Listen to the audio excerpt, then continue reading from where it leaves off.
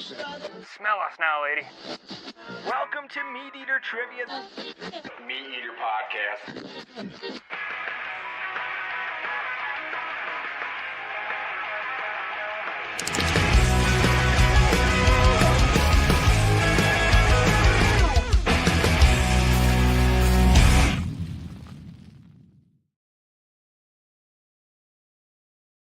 Live. It's 11 a.m. Mountain Time on Thursday, January 30th. That's not right. It is Thursday, February 6th. Dude, we're Thursday, January 30th. And I'll still be in old Mexico. And you're not reading a script. No. This isn't scripted. Off the dome. It's good because Steve refused to read that portion in last week's episode, so just covering up his tracks. As I said, we are live, if you can't tell by that live error. I'm your host, Randall Williams, and I'm joined today by Seth Morris and Janis Putelis, and we also have the pleasure of having Ryan Callahan join us for a little bit on today's episode.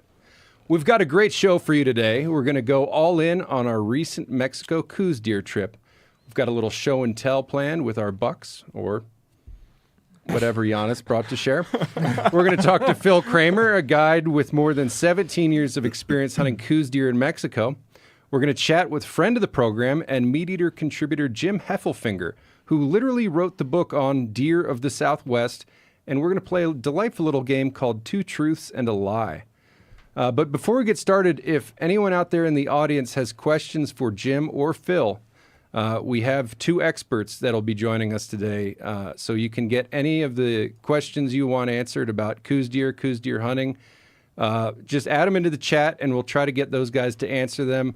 And yeah, looking forward to talking with those gentlemen who we just saw, less than a week ago.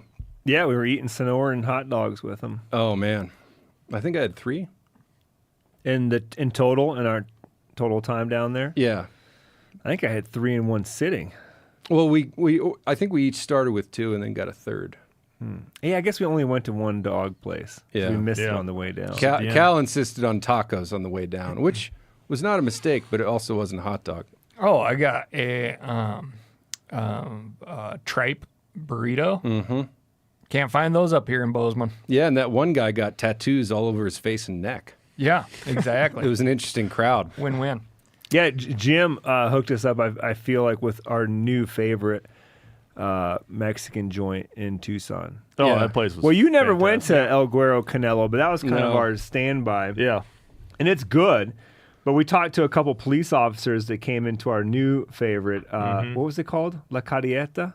I don't remember. Yeah, However you say cart in Spanish is the name of this place. I think Del it's... Rojo or something? Aurora. Carreta del Aurora. There you go. We'll get Jim on it. But, yeah, I like their dogs better. And then we had that tasty little taco that was like 2 small flour tortillas with a poblano chili, I believe, splayed out across both of them. Some carne asada, and then melted cheese on top of that. Very simple, 4 ingredients. And then you'd have to cut the poblano in half, and you get 2 little mini tacos. I think I like that better than the dog. That's the best Sonoran dog I've had. Yeah, For it was sure. very dog. tasty. Thank you to our friends at Carreta del Aurora.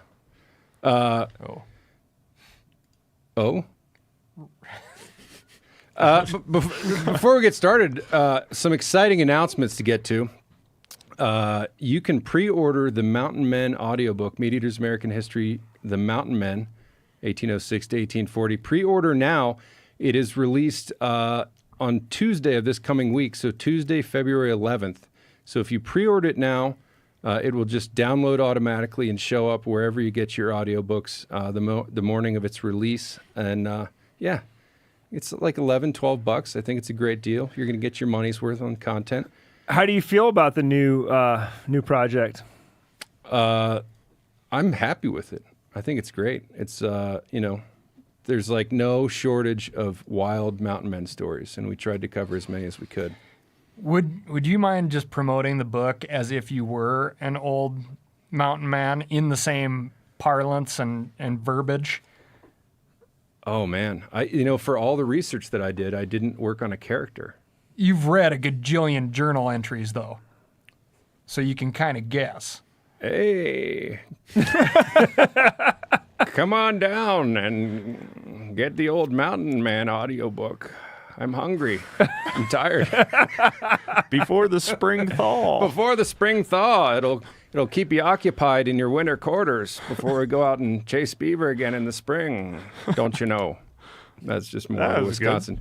And we also, thank you. You are the expert, so I can't argue with that. Yeah. We're also going on a little Mountain Men tour. Steve and I are heading out on the road, and we will be here in Bozeman at MSU on February 11th. We'll be at the University of Montana in Missoula on February 20th, and we will be at the University of Wyoming in Laramie on the 26th of February.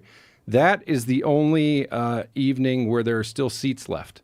The other two are sold out, so if you got your seats reserved, we look forward to seeing you and talking Mountain Men and talking history. And if you're in the greater Laramie area, or you feel like making a little road trip, you can still go on the Yeah, it's not far from Denver. Oh, no. No, we're actually flying into Denver. Yeah. Avoid that long drive down. So Can't my little sister pick you up? that'd be Riding the lovely. plastic seats in the back of the cop car. It's kind of fun. Oh, that would be the longest ride yeah, probably the longest ride I've ever taken in the back of a cop car. What I like about it is I was very excited to make eye contact with other motorists, during Denver traffic. Mm-hmm. Doesn't happen. Nobody looks at you. Oh, But it's a fun game. maybe you weren't making enough of a scene. Yeah, we got like 100 seats left in Wyoming. I think we have like a space that holds 1,100, and we got 100 left. So, yeah, if you feel like making a little drive and learning about the Mountain Men, come on out and see us. Janis, I understand you have an announcement you'd like to make. Yeah, I just saw that too, and I wasn't quite prepared. But it's a bummer to have to give this announcement. But it's in regards to the 7 hunters that were on that flight going to D.C. last week that crashed and that lost their lives. They were on their way home from Foul Plains, which Cal, myself, you didn't make it to one, did you? No, But Max not was Foul on Plains. there. Max was Brent. there. Michael. Brent, Clay did a trip. Steve was going to, missed one. But yeah, we did our 3 MeatEater experiences over there. And yeah, 7 of their hunters were on their way home and unfortunately lost their lives. So our thoughts, prayers go out to everybody involved and associated with them. But if you'd like to help out the families that are very affected by losing these 7 men, there's a couple ways you can help out. There's a GoFundMe page that is, I think the title is Help Southern Maryland Families After Flight 5342 Crash. They've already raised, this is awesome. They've raised almost $218,000. Their goal was $200,000. So awesome. Thank you for everybody that's donated so far. If you wish to help them out, you can. And there's another way you can help them out. There's a all-inclusive 3-day goose hunt at Foul Plains that they're putting on. Southern Oak Kennels is involved. I believe you get some puppy training along with this. They've sold 970 of the tickets. There's 9 days still remaining to buy tickets. It's like a raffle deal, I'm guessing. So if you wish to help out these families, there's a couple great ways to do that. Again, thoughts go out to everybody over there at Foul Plains and everybody else affected with that. And Cal, it seems we also have announcements from you. Oh, yep. Some fun events coming up. Upcoming, real quick. If anybody's planning on heading over, or if you're not planning on heading over, but you're in that big Nashville area during the National Wild Turkey Federation get together, we are going to host, in conjunction with NWTF, Friday night, a big series of giveaways. It's like an after party to the big banquet that they have. This one, I think, is $40 to get in the door. Raffling off a bunch of really great prize packages of First Light and guns and all sorts of good things. The Isbell brothers are going to be there playing music.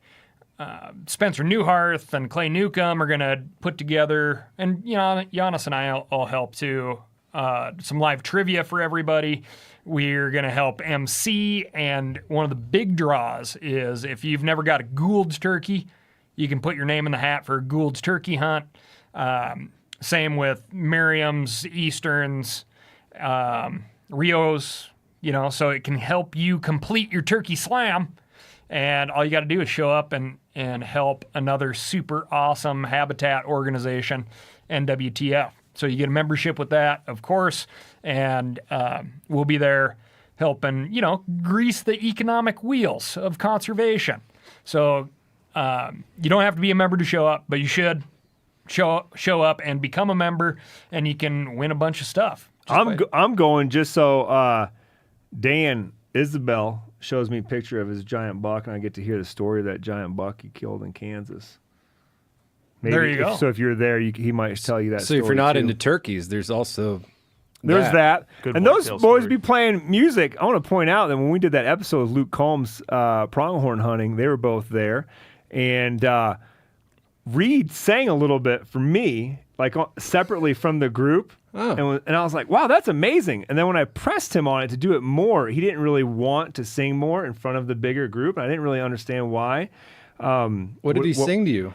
Just, I don't know, one of his a little love songs song? that it wasn't a love song, I don't believe. It was just a country song, but beautiful voice. And so I'm really happy to see that he's back in the In the saddle? in the saddle, and going to do some singing and playing some music for us. So that'll And be your cool. average country song's like 3.5, 4 minutes at this point, I think. I think a lot of them are actually getting shorter than that. So if you want to have the buck conversation, you're going to have to be like, yeah, hey, man, heard about a big buck. And then they're going to play a song, and you're going to have to think about the next part of that story for 2.5, 3.5 minutes.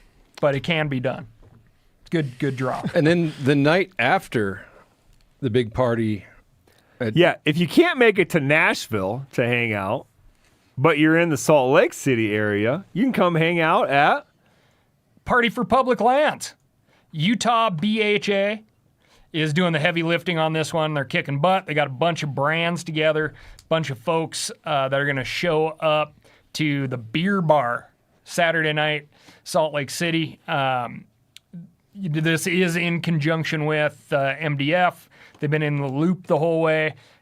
Doors are open to all nonprofits, and it's just a celebration of public lands. We're going to give away a bunch of stuff to help get you in the door, and there's going to be some ways that you can throw some cash at the support of public lands, but it's really important to get everybody together, show a big, broad coalition of folks that know that federally managed lands are public lands, and those are the ones that are open to everybody to go out and explore, hunt, fish, recreate.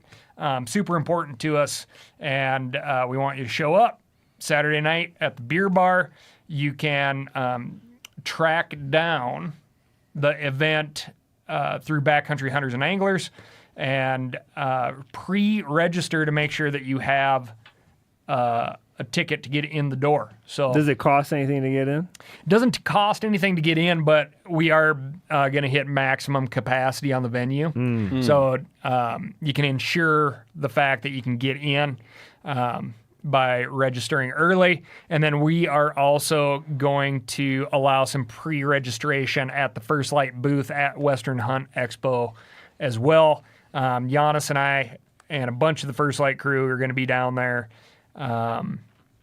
We're coming in a little late, but look for that big First Light booth, Phelps booth, FHF booth, Dave Smith decoy booth at the Western Hunt Expo. We'll get you pointed in the right direction. Yep, come show me a picture of your big buck. Tell me a tell me a story. A big Coues deer buck. Make it real quick. Sure, if you killed a Coues deer, I'd love to see it. Speaking of photos of Coues deer buck, Phil, bucks. Yes. I think it's time for show and tell. Show and tell, you say? Please. MeatEater show and tell. MeatEater show and tell. Oh, Oh, you're missing out, Cal. MeatEater show and tell. Spencer brought a rock. What else did you expect? Did you do the light thing before? No, that's new. That's really I'm nice. just trying stuff over here. Some of it will stick, some won't. But I think we're always evolving. I think we keep the pulsing light show. Great, sounds Yeah, good. that was nice. Nice touch. Well, we've got some photos. As we've mentioned, we just got back from Mexico last week. We've got some photos to share with the gang. That's pre-haircut there. Pre-haircut, brought in the sides a little bit. Actually, this photo was inspiration for the haircut based on the comments I received. That's the buck I shot on day 4, maybe, of being down there. Day 4, day 5, something like that. We had They kind of all run together. Yeah. Tell me about it. But yeah, we got Janis and I were actually trying to get me to shoot another buck earlier that morning, and he dove over a ridge. And then this buck was chasing a doe on the same hillside a little ways down. So we rallied up and met up with Seth and Cade, who's one of the guides down there. And this buck and a smaller buck were chasing a doe, just kind of going crazy all over the hillside. And they went down into a bottom and then popped up 2-something, Yeah, 250. And he paused for just a second, maybe to catch his breath or collect his thoughts, because he was having a rather active morning. And I shot him, And you put an end to all that. I did. But that was great. I was super excited to just be able to go down there on 48 hours notice. And then I wanted to shoot a buck that looked like a Coues deer buck. And that's the buck I found. That looks like one. And then the other funny twist to this was there was a bigger buck on that hill, Macho Grande. And we were trying to get Seth to shoot him, but he never popped back up. But there was a moment in time when Cade and I were retrieving that buck where we heard Janis say on the radio, "Seth, why don't you get behind the gun?" And Cade and I sprinted to the nearest little creek bottom and hid behind some big rocks until the coast was clear. So we even had a little bit of adventure after I'd pulled the trigger. Yeah. But yeah, just a really nice morning. I was happy to do it with all my friends there. I think that was the only buck I was present for the shooting of. Well, you had 2 others that literally slipped out of being your buck by just seconds. Yeah. Maybe the morning before. Yeah, the morning before. We Seth and Janis turned up a buck that was just cruising down a hill, and by the time I got there and got set up on him, he had walked down to the bottom and was coming up our side.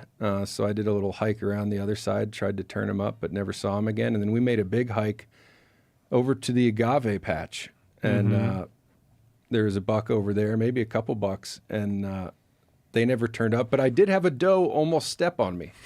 Oh, right. That was exciting. I wish we had that on video, but yeah, we were waiting for these deer to step out, and I'm laying down behind the gun, and Janis is messing with his backpack, and something just passes right in front of my face, and I thought maybe his seat, his foam seat pad blew away, or something blew out of his backpack, and then I thought, because it was windy, and then I thought, a foam seat blowing away wouldn't spray gravel on my face and gun. And I looked up, and there was a doe. She had literally stepped between me and the bush that was maybe 6 feet away. And that's probably the closest I've ever come to having a deer step on me. It was close. But We did have multiple days of 20 to 30 mile an hour sustained winds. Yeah. It was brutal. And Cal had a couple other close encounters with deer just wandering up to his glassing point. Oh, yeah. I did have a buck and doe just kind of leisurely walk within under 10 yards, which was always fun. Yeah. So I thought it was my glassing partner, Pete, walking around. And I finally looked, and no, it was 2 deer. It was Deer. Yeah. cute little deer. Lots of stories, lots of fun. Yeah. Here's a picture of your buck, Cal. Why don't you tell us about that guy? So we spotted this guy the first after it was not technically what we would have typically said is the hunt day. Obviously, you get all the hunting in that you can, but we went out, made sure our rifles were sighted in, and shot a bunch of rocks and paper, which is super fun. And then we split off to just kind of casually look for deer, and Seth and I ended up sprinting off of one mountain and doing a nice jog. I turned to Seth at one point and I said, because he was running behind me picking up all the stuff that was falling off of me, which is nice to have that backup. And I said, we're just going to keep up this pace as long as gravity allows. Yep. As soon as we hit the uphill, went to a walk. We went to a walk, yeah.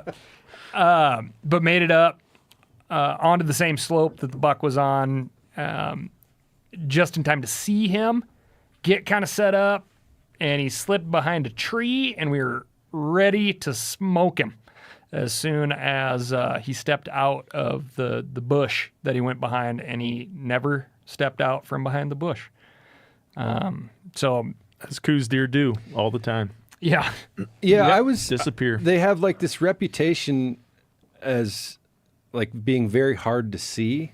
The gray ghost. The gray ghost. And I was surprised as a first time Coues deer hunter, like we were spotting a lot of them. I was sort of thinking we'd get there and just be grinding it out trying to find a deer. We found a lot of deer, but man, a lot of the deer that were interesting would just step behind something and you'd never see them again for the rest of the week. I thought And that was the flat most... light, low light situations. Yeah. It's shocking how they can be standing on a relatively wide open hillside in the open, Yeah. and just totally be invisible to the naked eye Mm-hmm. at distance, especially. So yeah. Anyway, we stayed with this little ball or rut activity for the next day and a half, and could not turn this dude up, but it was still just kind of the place to be. And eventually, we had not seen a deer all morning, and pretty close to 1 o'clock in the afternoon, one doe stepped out, and it was right before it was about to hike off and go check out another spot, and sat back down, stared at the doe, looked all around forever, nothing came out, and then finally that dude rolled out, and yeah, great buck, nice, carries all the mass all the way through, and Yeah, nice heavy buck. One of his Yeah, sides, cool dude. the picture doesn't really capture it, but one of his sides, the main beam just ends in like a broom handle. like it flattens out, which is kind of neat. And Yeah. it's, like from the top, it just looks like the end of a hot dog. It's just, there's no point to it. It's just round and thick. Yeah. That was super awesome.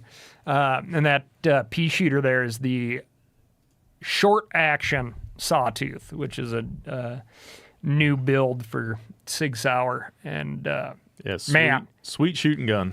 Very cool. I'm going to be honest with everybody. Like, we're not hiking our butts off like we typically do on a ton of hunts.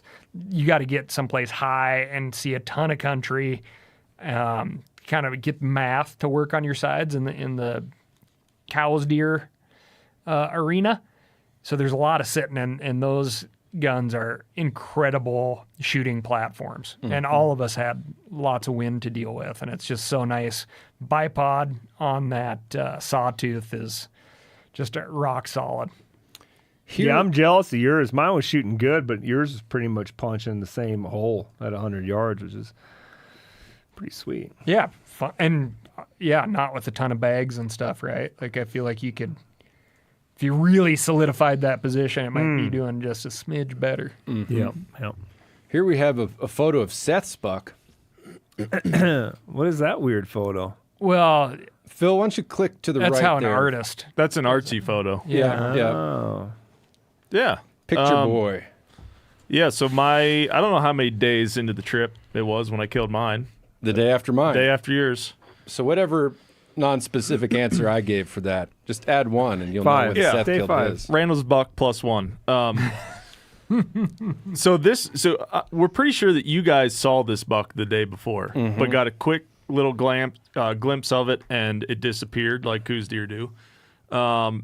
Next morning, I found myself looking at the same hillside, and just happened to pick this buck up on the hillside. He kind of rolled over the ridge with a smaller buck, and then he bedded down in the wide open, and I was like, oh, this is perfect. Just gonna go down there. I was like 800 and some yards at this point. I was like, I'm just gonna run down there and kill him. Well, I go down there and can't find him. He's like Cade, our one guide we were with, he was watching him the whole time while I was like making a move on him, and he's like, "Yeah, he's still there, but where I was, you just couldn't see him on the hillside." So I kind of moved around and ended up like getting on this little knob at the base of the hill and just sitting there waiting for him to move. And then he did get up and moved, and then Cade lost him, and we just like lost this buck. And I was kind of getting ready to just give up and go look for a different buck because I thought he like just got out of there without us seeing. And Cade ended up finding him again. And it turns out that I had ended up about 120 yards from this buck, not knowing it. So I actually had to pick all my stuff up and like very quietly backtrack and go from about 120 yards to 300 yards where I ended up shooting him, just so I could get a shot at him because where I was sitting, I couldn't see him. So, yeah, it was kind of a bit of a scramble to get there, set up on a tripod, and the rest was history. Shot him at 310 yards. Lovely. Yeah.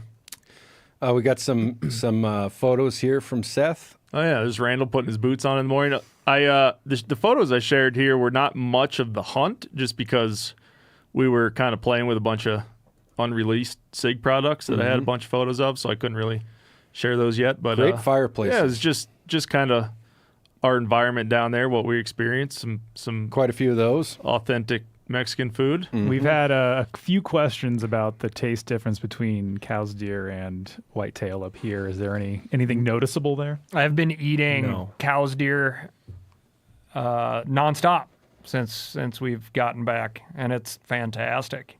So you're aware, a lot of cowboys on the ranch, and they absolutely love this meat. It's highly sought after.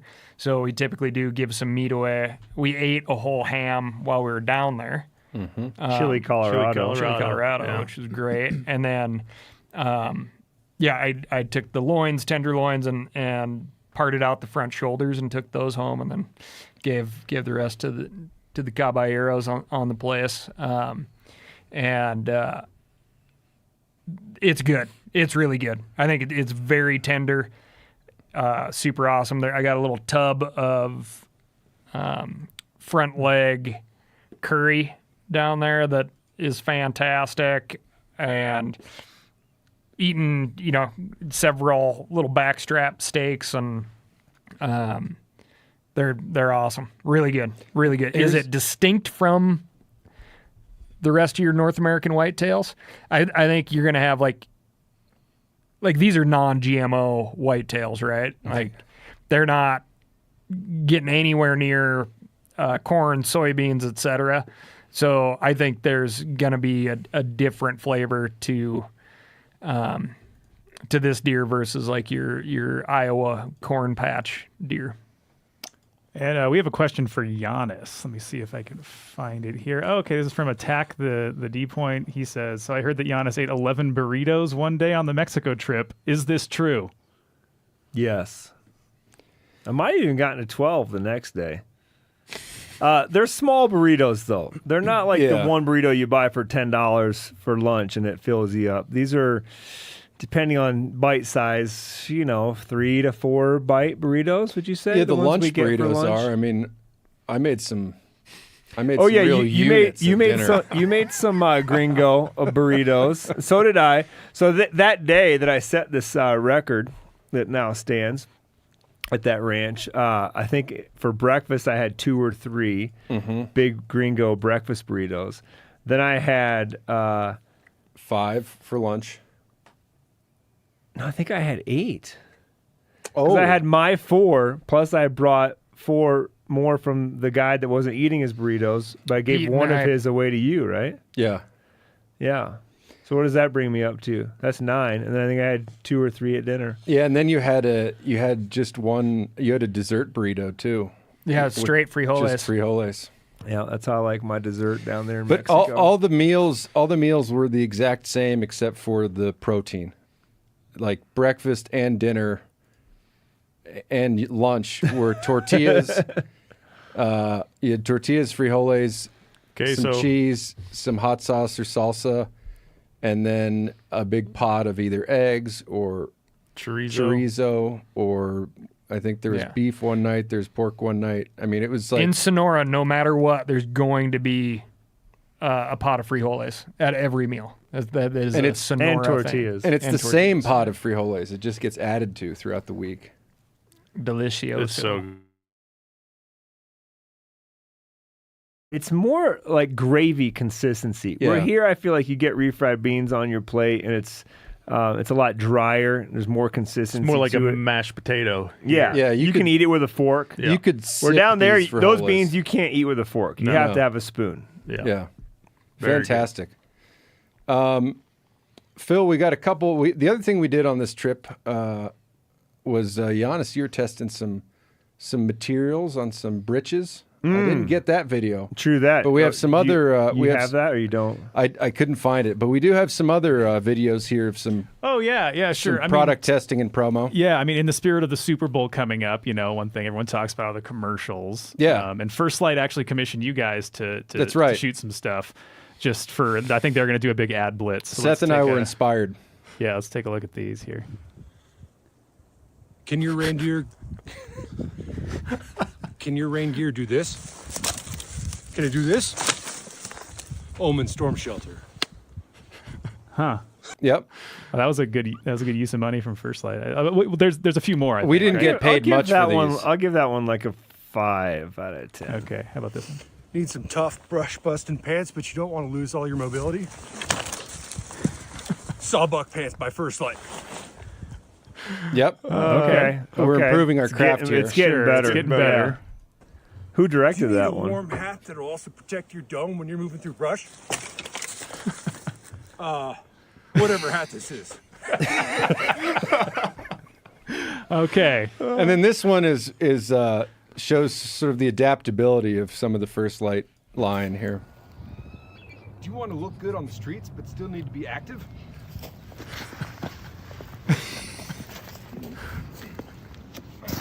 First Light 308 pants. Wow. That was the trip back from the old McDonald's there. Huh. First stop once we hit free soil. Yeah, that's a MeatEater tradition. When you get back to America, we like to go to the Golden Arches to celebrate freedom. Yeah, First Light doesn't know that we made those. No. I'm sure you'll see more. They're thrilled Yeah. now. My phone's so, ringing. Watch out for those when you're watching the Super Bowl. You might be able to vote on your favorite.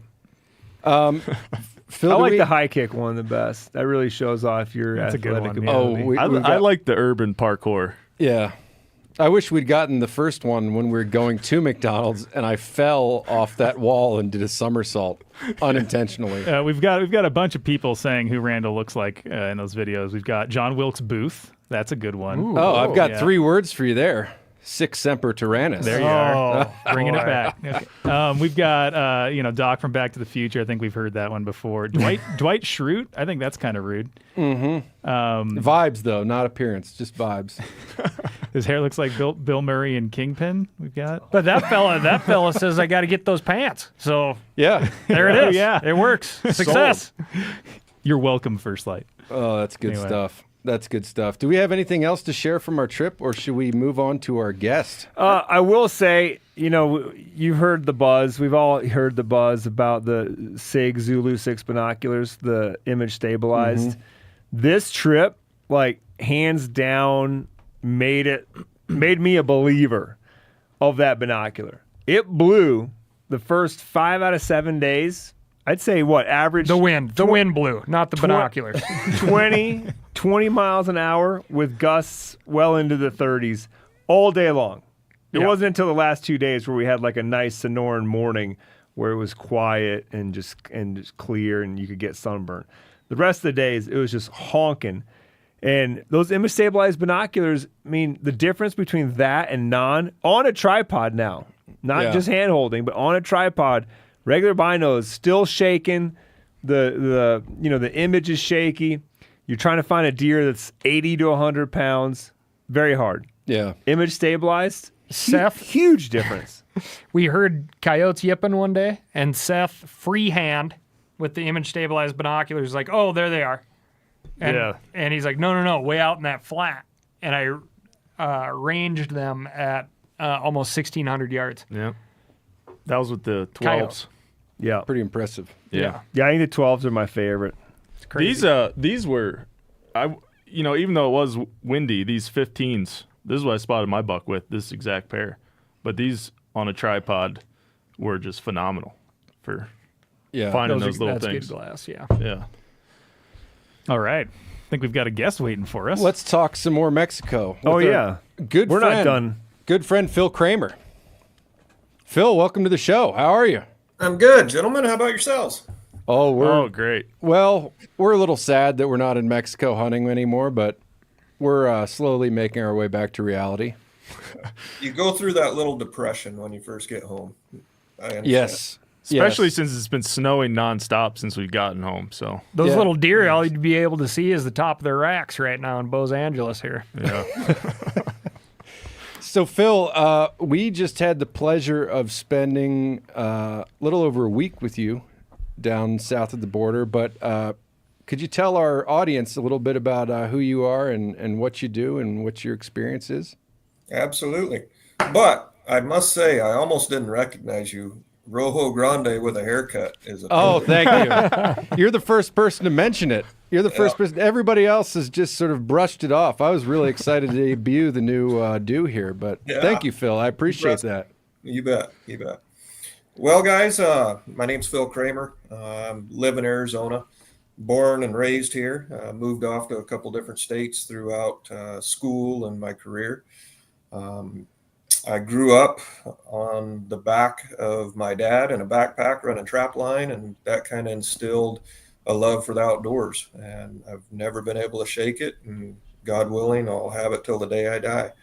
So with that being said, I've always been in the outdoors. I've always hunted. I've always found any excuse I could to get outside. And that has kind of led me to the career that I'm in now. I am the director of operations for J Scott Outdoors and Ghouls Turkey Hunt.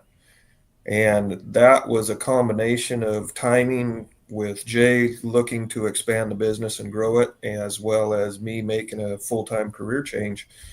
Prior to that, I worked in the drilling industry, which fortunately left enough time for me to be in the outdoors and chasing my passion when I wasn't on a drill rig. So everything kind of worked together, and now it's full time. I spend the majority of my time down in Mexico looking at ranches, scouting new ranches, going to some of our existing ranches and making sure everything's good there. And then, as I got to do with you gentlemen, I get to guide, and that's when the real fun happens, is getting to interact with you guys and seeing what we can put on the ground and battling the winds when it happens. But Yes, we did our fair share of that over the past big week time. or so. I don't know if you guys have questions, but this was a first-time trip to Mexico for me and my first time hunting out of the country. I wonder if you have just like a few thoughts on, for those who have never done this, what do people need to know about Mexico and what can they expect? Because I think I've talked to a lot of people since I got back and said, oh man, that's always been a bucket list trip for me. But it's a little intimidating to leave the country and go hunting in a place where you don't speak the language. So could you just share a little bit about that? You bet. And I think the first thing to remember is anytime you leave the country, make sure you have your passport, make sure you do your research, make sure you're going with a trusted outfitter and or person that knows the ins and outs of where you're going. A lot of people are intimidated, and there's a lot of stuff in the news that makes people think it's not safe. However, this is my 17th year doing it. I think it's Jay's 28th or 29th year. And we're very fortunate that we've never had a bad experience. We can say there's a lot of things to that. And the main thing is we do our research. We work with the local people. We make sure that all of our paperwork's in order. We work with licensed Mexican outfitters to make sure that everything we're doing is above board. We're not traveling to spots that are unsafe, and we're doing everything right. So my first and foremost advice to anyone looking into doing a trip like this is make sure you go with a reputable outfitter, do your research, get references. If they can't provide references, then it's probably a red flag. But don't be afraid to go, because as you guys saw, and most of you guys have been down there quite a bit, it's a trip of a lifetime. I mean, you get to experience true Mexican culture, true authentic food. And best of all, when you're out on those hills, most of the time your phone's not ringing. You don't have cell service, and you get back to the way life should be. Amen. How would you compare this year's deer season? You're back at home in Arizona. How would you compare this year's deer season to those you've experienced previously in terms of bucks and weather and all that? What are your takeaways from your 2025 season? As you guys witnessed firsthand, the weather was horrendous. Normally you'll get a day or two of winds that, will gust 20, 30 miles an hour. For whatever reason this year, especially during your trip, the wind did not let up. It never blew itself out at night. Every morning we were greeted with just a blast of air right in your face. And that made it difficult. As you guys mentioned, you're looking for a little animal. And anytime you have that wind, everything around you's moving, your optics are moving, and it makes it difficult. The other thing is Coues deer, or Cowz deer, depending on how you say it, is they're a small animal and they hate the wind. It dulls their senses. It makes it harder for them to smell predators, to hear. So they don't move near as much. And across the board, we had a lot of our hunters experience that this year, and it made for difficult conditions. Combine that with the drought that we've been having for the last 2 years, and it made it double tough. We were very fortunate. We were able to dig out some really good bucks, and a lot of our hunters had experienced great success. And all I can say is we're looking forward to some rain and some good moisture, and God willing, the weather cooperating a little bit. But one thing about it is no matter what the weather is, we can't do anything about it. Just go down and hunt hard, and we're very fortunate that we have good properties, good genetics, and we can scratch out some good deer. Love it. Yeah, despite the weather, we were out there in the dark in the morning and hunting till dark in the evening, which is, I think, always the mark of a great trip. That one windy day, I think it was the second to last day, or it might have been the last day, we watched that doe just stand there in the sun for an hour and a half and not move. Yeah. It's just when it's windy and cold like that, those things you can just tell. You just look at them and they're like, they're damn. off their game. Yeah, they're just like, I just don't want to do anything. And not a lot of body fat on them to keep them warm. Yeah. Phil, we got a question for you, and I don't mean to put you on the spot here, but yes, you do. You talked about references from clients and how important those are to check out. I was wondering if you could provide some references for the 4 MeatEater crew members who had the pleasure of joining you. If you just have a couple words, reviewing your experience, whatever comes to mind. We're all here. We're all listening. We're all trying to improve as hunters. So why does Pete from Sig Sauer get a free out? Because he's not here to defend himself? I mean, we can talk whatever we want about Pete. That's right. You got a word or two? No, I don't, but I thought, if Phil did. Yeah. Phil, what do you say? Take them in any order that you'd like to, please. Well, I'll tell you what, Randall. I'll start with Rojo Grande, a.k.a. Wonder Boy. There's a lot of names we got for you, but it was an absolute pleasure.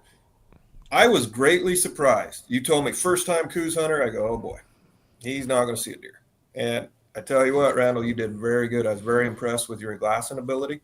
Not only that, as well as I do, a lot of times we'll spot something and then trying to walk someone else in on that same animal so you're looking at the same spot can be very difficult. But you and I, for whatever reason, seemed to click on that. We were able to find the deer, get each other on the same perspective, and evaluate the deer. So, Randall, I got to give you props, man. That was impressive. And I appreciate that.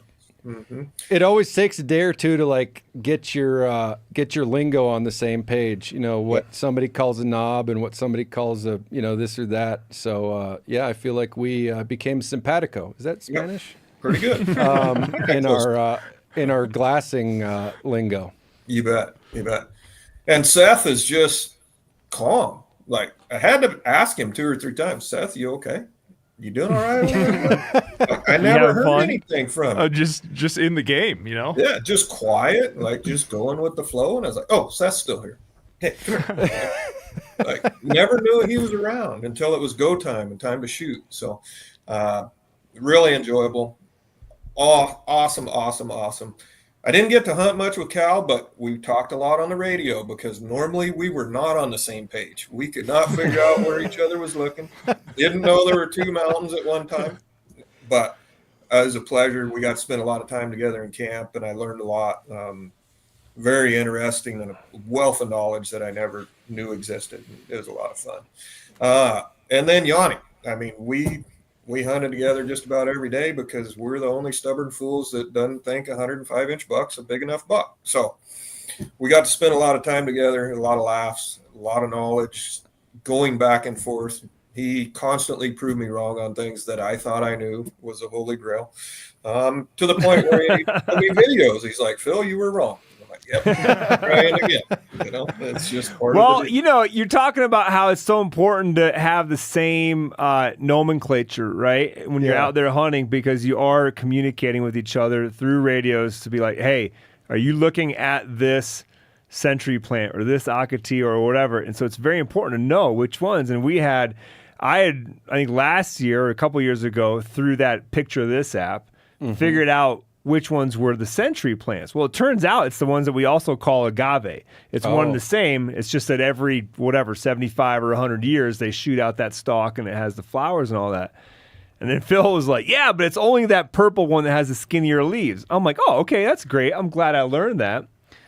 And then the next day I'm walking around. I'm like, well, hold on. That one with the fat leaves also has a stalk coming out of it. So, yeah. But again, I'm not trying to prove anybody right or wrong, but it's just so that all of us can be on the same page next time. And you're like, yeah, you see that century plant? Yeah. That's where that buck is. Yeah, word of advice for first-time Coues deer hunters. If you don't know anything about plants, there aren't a whole lot of other landmarks out there to like direct people in. A lot of those hillsides are pretty... Yeah, you got to know your Sonoran flora. Yeah, they're very uniform. And so it's like below the yucca, above the red oak, there's a dead juniper, and then there's a dead oak. And it's just like, unless you're dialed in on what you're looking at, you're going to be, your head's going to be spinning. Yeah, you spend a lot of time down there trying to tell people landmarks that like will walk someone into a deer. And when everything looks the same, it's tough to do that. Yeah, unless you're saying like there's three yuccas. Yep. Two of them are a little higher. The third one's offset a little bit to the right. Below that is a red oak. Yep. You know, and it's just like you got to be able to recognize that stuff and not scratch your head, because otherwise everybody else can be looking at that deer and you're going to be looking at the wrong mountain. Sometimes you end up looking at the wrong mountain anyway, right, Cal? And working really hard at it. I'm guessing that folks are wondering too why we all went guided this year with Jay Scott's crew and Phil and Kate, and if you are, I'll try to explain it quickly. The logistics of going to do it DIY, you have to have your own, bring down your own truck, own trailer, own side by side. Steve and I have hunted down there without side by sides. It's doable. I don't know. Have you ever done one without a side-by-side with us? Yeah. You've done one too. A lot of hiking, you're just not covering the amount of ground that you wish you could be covering. So it's just much less, it's less efficient hunting. In years past, we've paid people to drive, trucks and side-by-sides from Montana. We've had friends come from Colorado and bring side-by-sides to make it easier and to cover all those logistics. And for those of you that haven't experienced the other, you wouldn't know. But for me, being the guy that's usually worried about all that, it was really nice just to land in Arizona, meet up with these guys, and boom, across the border. Next thing you know, we're sighting in our rifles, and then we're hunting. And they took care of all that. That aside, it was awesome for me to go to hang out with a couple real Coues deer guides for a week. It was a real confidence booster for me to know that yes, they definitely did glass up more deer than I did, but not by the ratio that I thought they would. So I'm feeling like I'm ready to go Coues deer hunting again, and I'm confident that I can find a couple deer. Yeah, no, it was a great trip, and I think like part of it too is just having someone with the amount of experience that Phil does, telling you what Coues deer like, what they don't like, what you've seen them do. I mean, and like predicting what they're going to do, which is something that, like, even if you've been down there a couple times, you don't have that depth of knowledge. So. No. Well, and just sheer eyes on the mountain. Guys helping you glass, because a lot of times you'll get up on your glassing point and it's almost overwhelming. And when you can share that with other people that are putting in the work and they're able to find animals, it helps a lot. But one thing I was going to say on the little review there, I will say Janis doesn't quit. I mean, on the last night till I was like, it's dark, we're done, Janis was like, I think I got 5 more minutes left. And I mean, just no quit. It was just a great time, for sure. The other thing is, like we did on the way in, I like so to it's hunt good right to until the kind of end if make possible. sure you're on the same page with identification of the plant. So we did a little, I don't know, show and tell, basically, as you say, when we were on there and getting ready to sight the guns in. It's like, okay, this is juniper, that's a red oak, that's a central plant, that's a yucca, that's a mesquite, that's an ocotillo. So that way, when it came down to the nitty gritty, when it was time to find some deer, we were all on the same page. And I think that went a long way through the week we spent together. Yeah. No, it was great. And I got to say, like, even when you're butt cheek to butt cheek on the mountain, like, you cannot take your eyeballs off a deer. So, like, even if it's a whisper, not over a radio to the person next to you, like, you have got to walk them in. And sometimes the deer that you're seeing, it is only because they moved. Mm-hmm. And it takes a long time for the person right next to you in the exact same spot to stare at that spot and be like, oh, yep, that weird shadow line is part of a deer's butt cheek laying down underneath and behind whatever. So that communication can get really frustrating. So once you lock in, it's an incredible benefit. Yep, for sure. Phil, really appreciate your time and really appreciate your hospitality last week. I know I speak for all of us when we had a tremendous experience, and I hope we can hunt again very soon. Yeah, but before Phil goes, are there any listener questions or viewer questions? Also, Phil, I want you to talk about the Ghouls hunt that you're donating for NWTF. Absolutely. So, as I mentioned, also director of operations for Ghouls Turkey Hunt, and we run approximately 200 to 250 hunters down through Mexico and Sonoran and Chihuahua every year after chasing the Ghouls turkey. So what we did is actually we were approached and donated a Ghouls turkey hunt that you'll get to come down and hunt with us either in Sonora or Chihuahua, and hopefully knock that Ghouls turkey off your bucket list and go one step further to your Royal Slam or World Slam, whichever it might be. Yeah, and Janis, we did have one question for Phil that someone else in the chat already answered, and I'm assuming it's inaccurate. Someone asked what the Boone and Crockett minimum was for Cowz deer, and Lance answered 100 inch for typical, 105 for non-typical. If that's accurate, Phil. I don't know if you know or not, but I'm sure he knows. I believe it's 110 actually for a typical, but honestly, there's some deer that we kill that just score doesn't do it justice. We try not. We use score as a descriptive tool, right? Because that's what everyone wants to get, and it gives us a good tool to actually measure. However, there's some deer that we kill that score just doesn't do justice. Even though it might be 116, that buck should be 130, just depending on where the mass measurements lie, and the blading, just like Cow's buck out at the end of the beams. I mean, broomstick, and just didn't get credit for it except for the one measurement. So I believe it's 110 though for book minimum. Fantastic. Well, Phil, again, pleasure seeing you, and maybe we'll run into each other at the Hunt Expo next week. Well, Jay and I'll definitely be at the NWTF. So anyone out there can look us up. I'm sure I'll run into Yanni and Cal out there, and I'm not sure about the Hunt Expo, but if we can get out there, definitely look forward to running into you guys. And your hunt is being auctioned Saturday night or Friday night? Saturday night at the dinner. Yes, sir. Cool. Yeah. So I think you can bid on those online as well. So if you want to go on a killer Gould's turkey hunt and support an awesome habitat organization. Check that one out.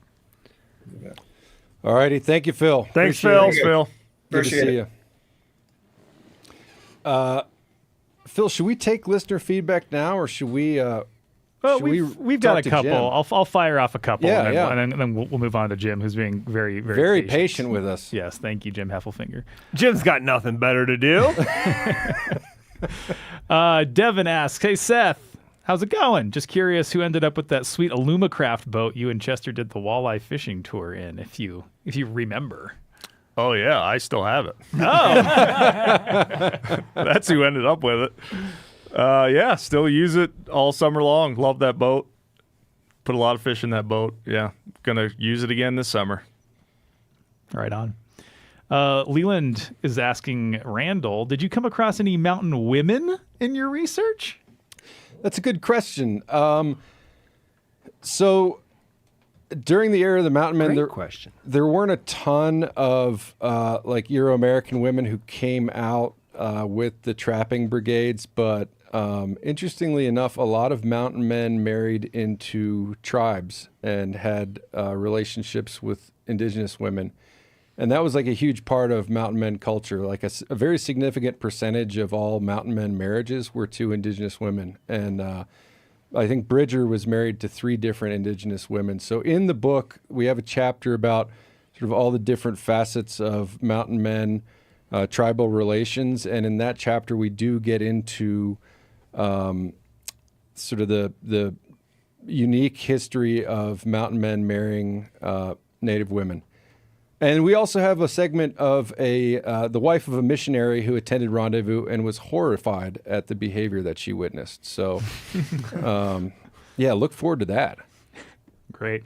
Question for Seth. How did you find your place in Alaska? Was it a Zillow thing or just word of mouth?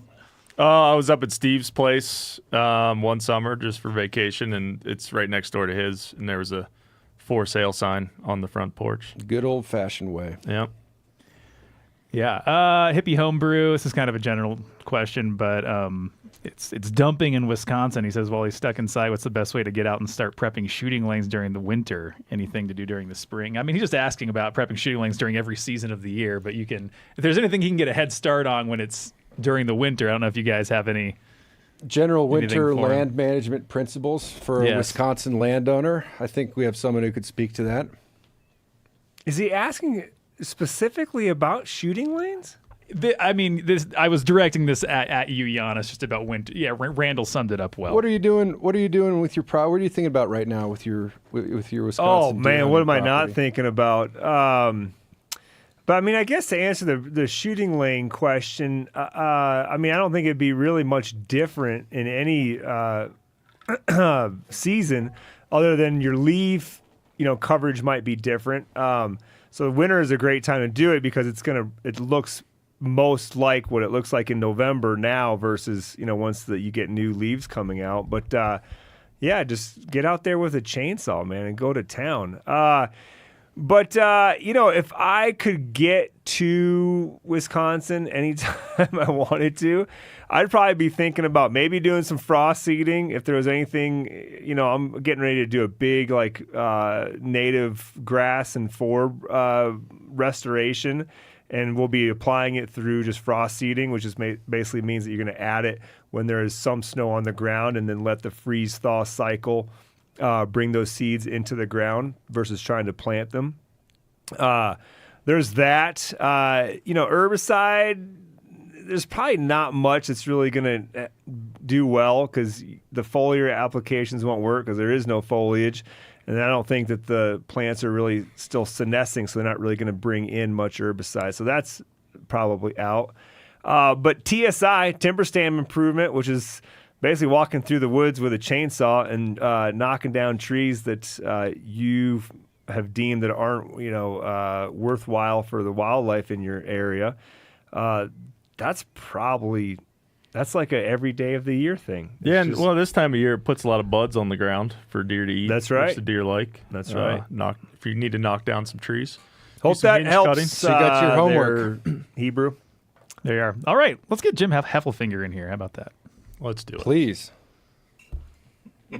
Hey guys. Jim, thank you for your patience. Jim probably has a thought on what you might do at this time of year in Wisconsin to improve deer habitat. I do. I'm going to be there in a couple of weeks, and my suggestion is Spotted Cow and Bloody Marys and find a nice tavern somewhere. For some deep thinking. Yeah, that's right. Yeah. We're thinking about what you might want to do with your land. Yeah, I have your segue, Randall. If you're interested in Ghouls turkey restoration in southeastern Arizona, go to Jay Scott's podcast and find the podcast where I talked about bringing Ghouls turkeys back to the U.S. and restoring those populations. Excellent. Oh, there you go. Excellent. There you go. Jim, as a first-time Coues deer hunter, speaking for myself, this is an animal that you hear a lot about, and for someone living in the northern Rockies, it's kind of this faraway, exotic creature. Mm-hmm. Can you just tell our listeners a little bit about Coues deer, like the differences between whitetail and Coues deer, and maybe how Coues deer are doing? State of the union. Jim, real quick before you do that, Coues or Cowz? We've heard it both ways so far. Oh, Jim's the main mascot. I know. That's why we talked about this on the podcast. I have an article. I wonder if you can link that in the show notes, where I talk in detail about the subspecies is named after Elliot Cowz, early naturalist and army surgeon, and that was his name, and it was named after him. So it's Cowz deer. There's no doubt that it's Cowz deer.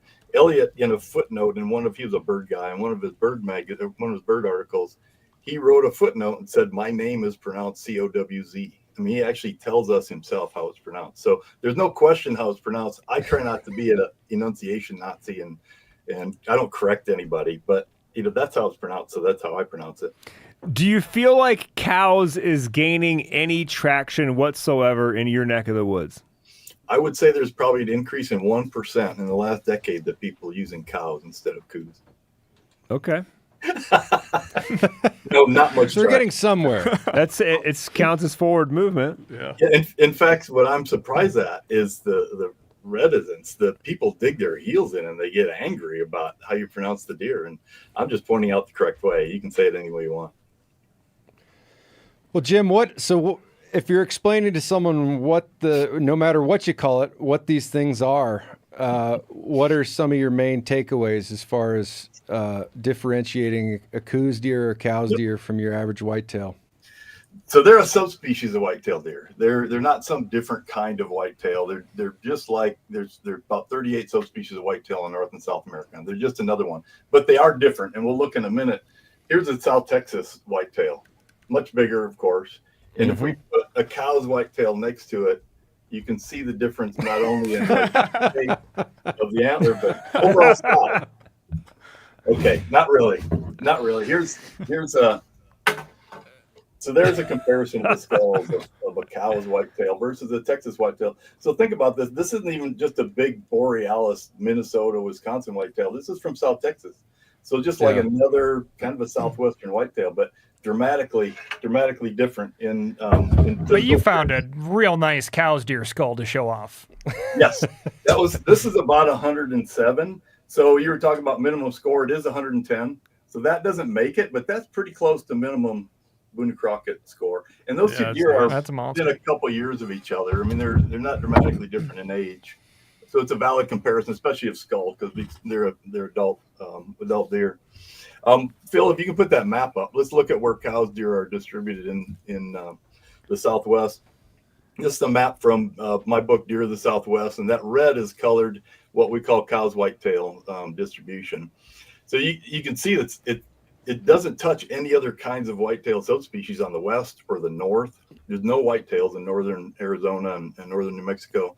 It doesn't touch any whitetails on the east because the Chihuahuan Desert's a big grassland, and there's not really whitetails out there until you get over into the Carmen Mountain whitetail in West Texas and then the Texas whitetail. And so there's a physical separation on three sides. Now, if you go south into Mexico, the Cowz whitetail just blends into all those other smaller whitetails in South Texas. There's a whole bunch of Mexican subspecies of whitetail. None of them are scientifically valid or scientifically supported by real physical differences or genetic differences. When you look at the genetics of all those Mexican subspecies, they just kind of overlap in a kind of a scattering. And we did early on, about 15 years ago, I worked with funding from Boone Crockett Club. worked with some geneticists that I know and I've worked with for a while. I collected with some friends a bunch of whitetail samples from eastern whitetail, from Cowz whitetail in the U.S. and also in Mexico.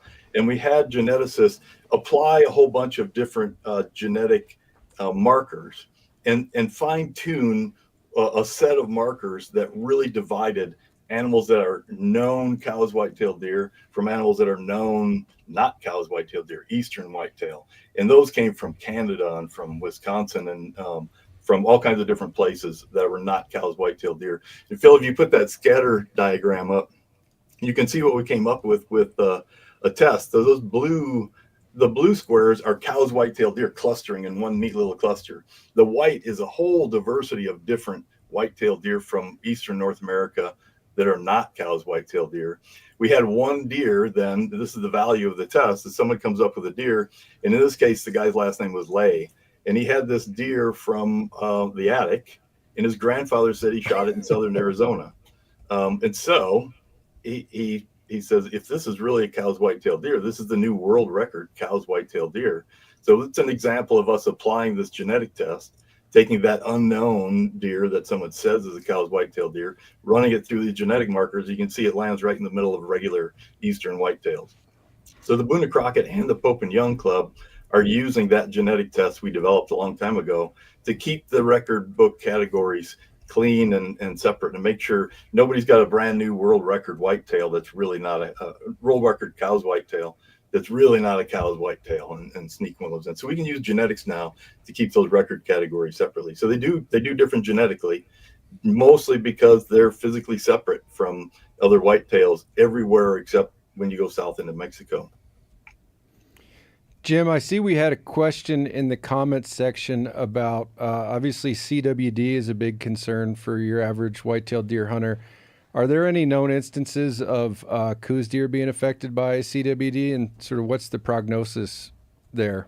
Do you think it's a risk spreading down into that environment?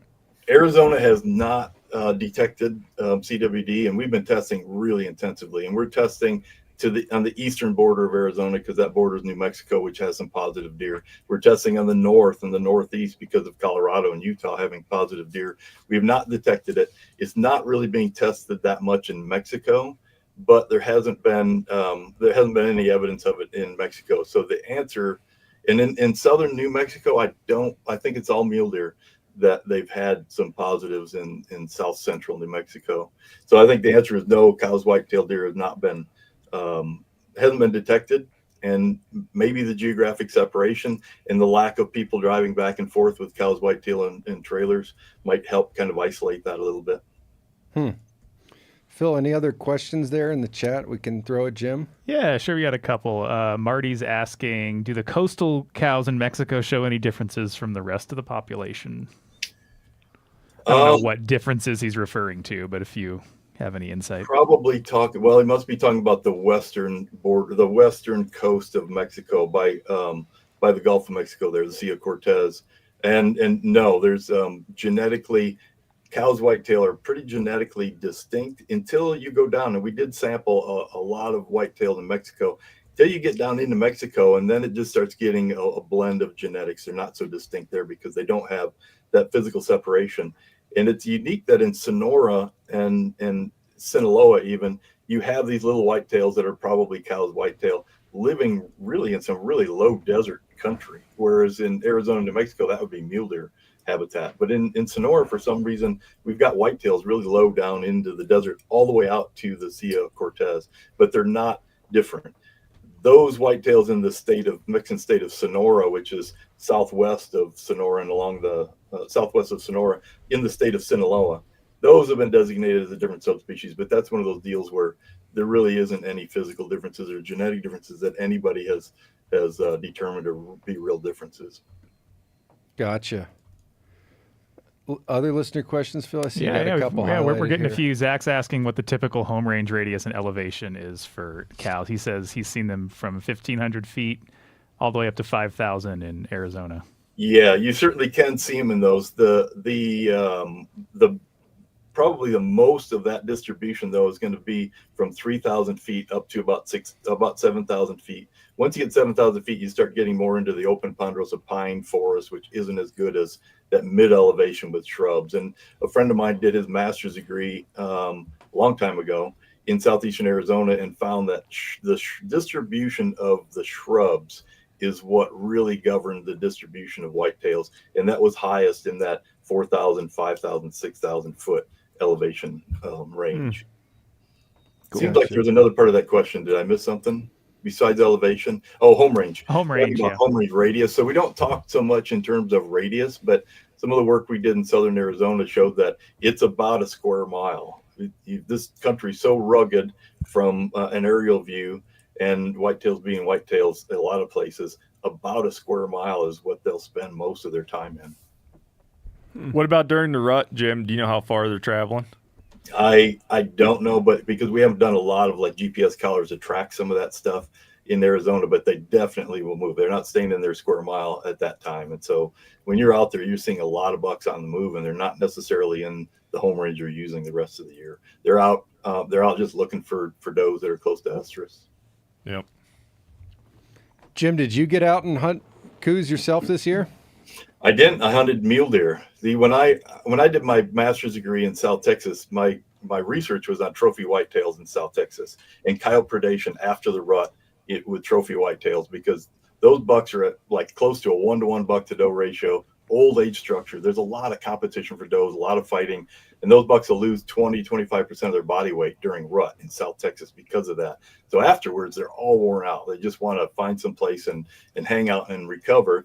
And also you've got dense coyote populations in South Texas. So we were finding packs of coyotes almost acting like wolves ecologically, taking down these post-rut mature bucks, where normally you wouldn't think of a coyote taking down a mature buck, but it was a unique circumstance. So we knew that was happening. So my research focused on, could you control coyotes on part of the ranch and have so many mature bucks that you saved from coyote predation that you would have more bucks to hunt? And the answer in the end was no. The answer was we saved a few bucks from coyote predation, but in the grand scheme of things, population-wise, ranch-wise, it wasn't worth all the money and effort you put into controlling coyotes. You didn't get that much benefit in terms of number of bucks that you saved. So that's to say those buck to doe ratios after the rut or during the rut in South Texas are different than you see in a lot of places in the West. Although we're going to talk about the status of Cowz whitetail in Arizona, and it's surprisingly well. Our harvest and survey data shows a pretty good steady increase for the last 10 years overall in hunt success, the hunt success of hunters. We try to manage in Arizona in terms of hunt success, we try to manage between 15 and 25% of the hunters being successful. And statewide, it was 46% hunt success this last year. Wow. So buck to doe ratios, we try to manage between 20 and 30 bucks per 100 does. So 20 per 100 does is 1-to-5 ratio. The 30 bucks per 100 does is about a 1-to-3 ratio. And our average is 25 bucks per 100 does statewide last year. That's a 1-to-4 buck to doe ratio in mostly public land hunting. It's controlled with a lottery style draw, so we control the harvest that way. But not a bad buck to doe ratio for public lands in the West for Cowz white-tailed deer. Is that 46% success rate? Is that a spike from previous years? And if so, what do you think that's attributed to? It's the end of an increasing trend. And then also an important point is we have a couple alternative management units in Arizona where we manage for more mature buck age structure, higher buck to doe ratio, lower hunter densities. And so those are much harder to get drawn, but when you do get drawn, you've got a better experience and a chance to shoot a more mature buck. And that statewide total includes a handful of those units that run higher. So that's not the average of some of the places outside of those alternative hunts.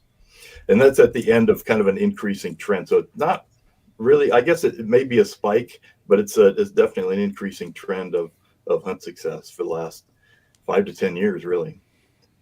Gotcha. Guys have any other questions for Jim here? Jim, I think we're running over time here. I apologize we didn't get you sooner, but before we go, I did want to thank you.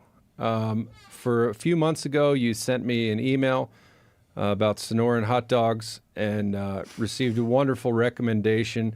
And then we had the privilege of joining you for a lunch at La Carreta del Rojo, or Rora. Still not good on my Spanish, despite my immersion experience last week. But you not only did you recommend these dogs, you bought me one or several. That's right. And so I did want to publicly just thank you for a wonderful lunch and a tremendous experience talking all things deer and hot dogs with you. For those that don't know what a Sonoran hot dog is, can you describe it? How about we let the local expert describe it? Because there's so many ingredients, I'm afraid I might leave one out. Yeah, and there's a lot of diversity. Yeah, it was. I recommended the best place in Tucson to get Sonoran hot dogs, and by happenstance, I live a mile away, so I was able to scoot down and join you all. But it comes in a larger, kind of a football-shaped bun normally that's cut on the top, not a regular hot dog bun. The hot dog is usually wrapped in bacon, and then the bacon is fried so it's crispy on the hot dog. And then there's pinto beans, there's mayonnaise, there's mustard, onions, and then usually served with a couple peppers. I think that's probably the basis. But then you can have chorizo and cheese and all kinds of things added to that. But pretty delicious. I did manage to snap a picture of the schematic for La Carreta's. It's jalapeno sauce, mayonnaise, mustard, grilled onion, bacon, tomato, hot dog, beans, steamed bun. I thought the grilled bun was one of the hallmarks of the Sonoran hot dog, but that's not correct. That's an extra. Yeah, steamed bun is what I consider the more typical. It's steamed, so it's warm and a little softer. Oh, that was a huge upgrade in the world of Sonoran hot dogs. So, thanks, Jim. Thank you, Jim. Yeah. Appreciate it. Thanks, Jim. All right, you bet. See ya. Phil, we're a little over time here, but I wonder. Are you guys okay? I mean, yeah, we're over time. We still have a segment left. Corey crossed that one out. I think we're gonna keep that one in the. We can rip through it quickly. Let's rip through it if we're having fun. Are you guys busy? Yeah, let's. Well, do I it. mean, I just need to get some lunch in me before whatever is happening at 1. Oh, sure. This will be fast. I think, right? Do you have a jingle? I do have a jingle. You should have led with that. We wouldn't have even questioned skipping the segment. Okay, let's hit it. Well, do you want to say the name of the segment first? The segment is Two Truths and a Lie.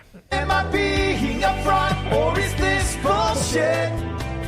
Two truths and a lie. Do you think I am pulling this out of my ass? Two truths and a lie. Two truths and a lie. You know, Cal must be really having a great time because before the show started, he told you he was going to give you 5 minutes of his time, and here we are, an hour. He's a company 20 man. minutes into it. So much so that he didn't even prepare for this. He's a company man through. I and am through. having a great time, but I was also told these are the things that you're here for, and we didn't get to them. So We never I'm got confused. to them? Ever? Well, one of the things was supposed to be two truths and a lie. Oh, okay, I think. great. That's what Corey told Well, me. let's play. You are Let's prepared play. for it. For this fun new segment, Never mind. we're going to go around the room and each tell two It doesn't mean I truths and a li- prepared. Each tell two truths and a lie about ourselves, MeatEater edition, while the other two hosts try and figure out which one is a lie. And this week we have a twist. It's going to be the other three hosts because Cal is still here. Janis, would you like to lead us off? I sure here? can. It's very simple. I didn't have anything prepared an hour ago or 2 hours ago, and Corey gave me this idea. It's just to give you guys some scores of some animals that I've killed. And figure out which one is true, which two are true, and which one is a lie. So my biggest white-tailed buck scores 137 inches. My biggest bull elk scores 317 inches. And my biggest mule deer buck scores 195 inches. Which one is a lie? The elk. Yeah, I'm calling bullshit on the elk. I'm going to say the mule deer. These boys are correct. My biggest bull elk is around 305 inches. I have killed a 137-inch whitetail in Nebraska with our buddy Brody Henderson. I almost felt bad for a quick moment when I shot that buck, but it was one of those instances that someone had to do some shooting, and I was the one that did the shooting. And my biggest mule deer buck I actually killed with our buddy Callahan here, and it scores roughly 195. That was the most excited I've ever seen Janis be after he pulled the trigger. Fantastic. He was sprinting erratically across the mountainside. I like to make sure they're dead, Cal. But it was without properly knowing where the buck ended up. Yeah. He was that excited. He was like off this side of the mountain and over there and just like bird dogging around. It was cute as a button. Back when we were all younger. He had extra points. You know, it was one of those kind of deals where like you look at him and you go, Cal's like, what do you think about this one? And all I saw was a couple kickers. And I'm like, oh, yeah buddy. Yeah. Cal, do you have 2 truths and a lie prepared for us? Or should I move on to Seth? No, I can whip one out. All right. I do have to say that there's a good quote. There's like, it was a 1 doe or 2 does on this slope. And I was like, a good mule deer hunter would just keep staring at these does. And that buck's going to show up. Eventually he did. So that was cool. Okay. I have bagged over time a black bear, a mountain lion, and a whitetail.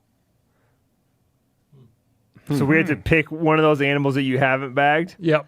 I feel like because of our conversation yesterday, I know the answer. I'm going to say mountain lion. I'm going to say lion. Me too. Corey's not even talking. It's lion. Lion. Yeah, haven't killed a mountain. Been on quite a few hunts and 2 eaten truths several. and a lion. Yeah. Are you packing a lion tag this year in your pocket? Yeah, I always buy them. Oh. Yeah.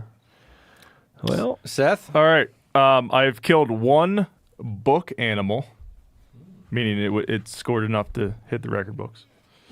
I poked a cow elk in the butt with my gun barrel, and I killed a turkey in my Crocs.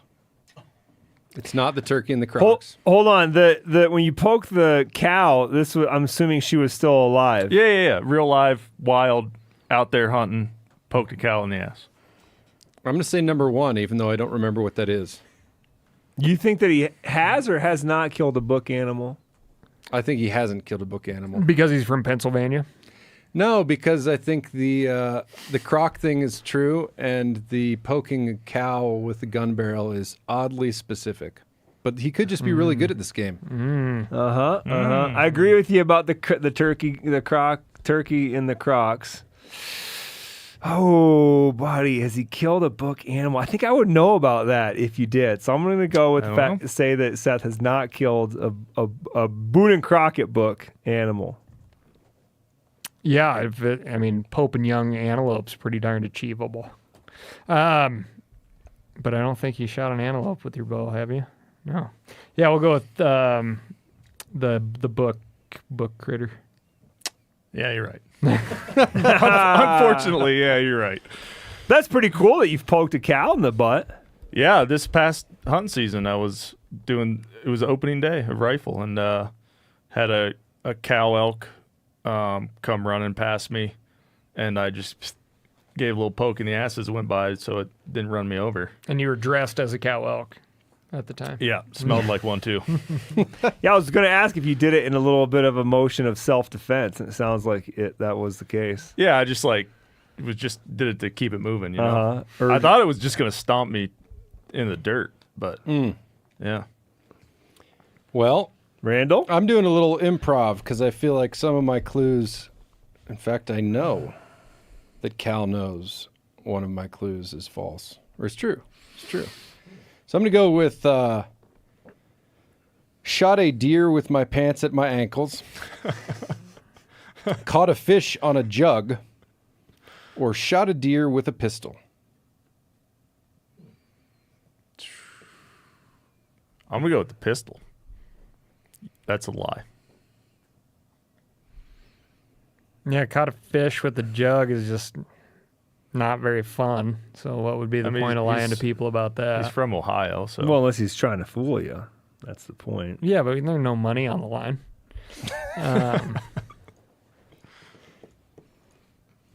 What was the first one?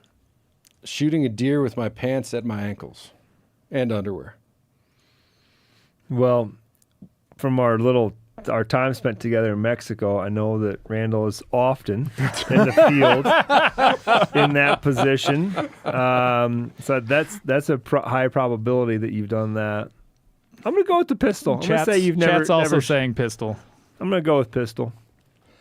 Well, it's catching a fish on a jug. Son of a gun. Yep. Shot my first deer with my pants around my ankles. Okay, and tell us about the deer that you shot with a pistol. See, I started with that as a lie, but then I remembered I had shot a deer with a pistol because I'd shot it and it was still alive, and I walked out to go drag it back to the truck and it was still alive, so I shot it with a pistol. That doesn't count as shooting a deer with a pistol. All right. 2 lies and a truth. And I was going to go with eating iguana, but Cal fed me that iguana, so yeah. Sorry, gang. I guess I screwed that game up. No, that was good. It was still fun. You said my one truth didn't count.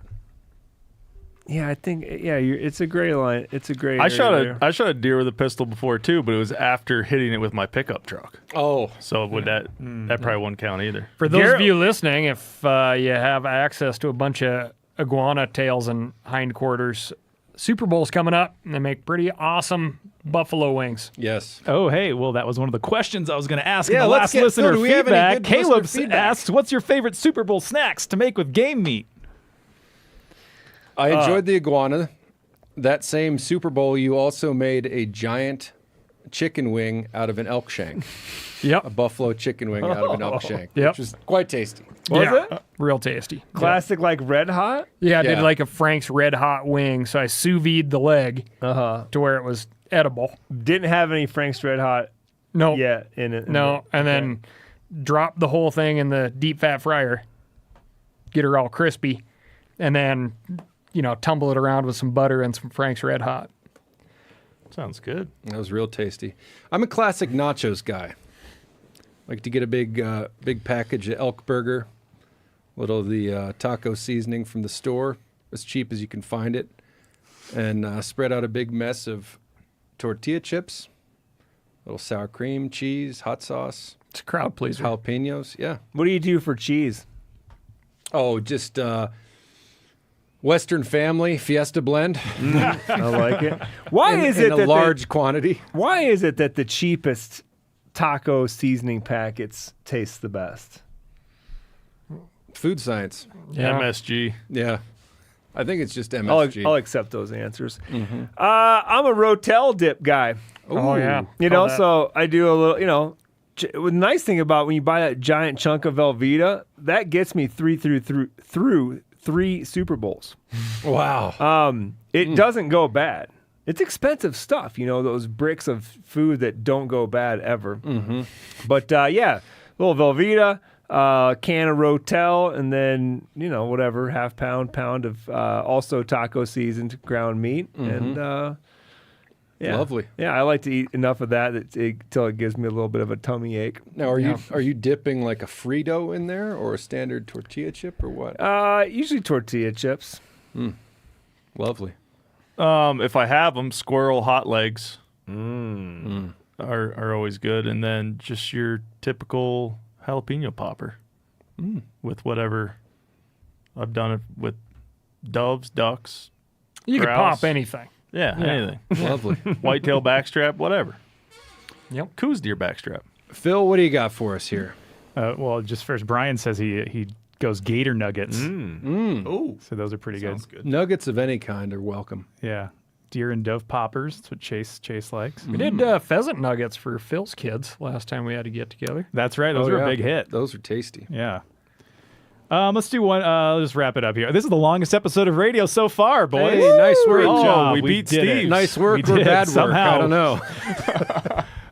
Really quick, multiple questions about the gaming stream for conservation. I've been given a green light. It's happening. I'm very excited, but I also don't want to half-ass it. So TBD on the date.